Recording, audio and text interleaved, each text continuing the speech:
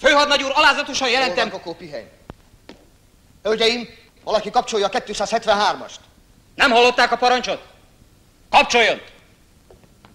Kérem, ez nem az én táblám. Nem érdekel. Tessék, kérem. Halló, 273?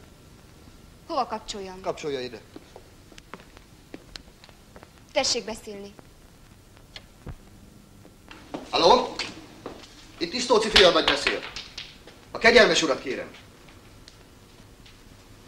Kegyelmes uram, a futár utasítása értelmében további parancsért jelentkezem. Igenis. Igen. Már elment, kegyelmes uram. A felvidéki futár magával vitt a gépkocsin. Alázatosan köszönöm, kegyelmes uram. Igen. Igenis, értettem. Értettem parancsára. Kisasszonyok, kérem foglalják el a helyüket. Na, gyerünk!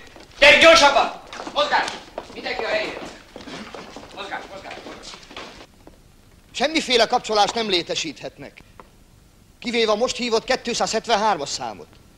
De minden hívásra jelentkezzenek, és bemondják, hogy Budapesten győzött az ellenforradalom. Megértették? Megértették? Igenis. Kokó, te itt maradsz. Igenis. És vigyázol a hölgyekre.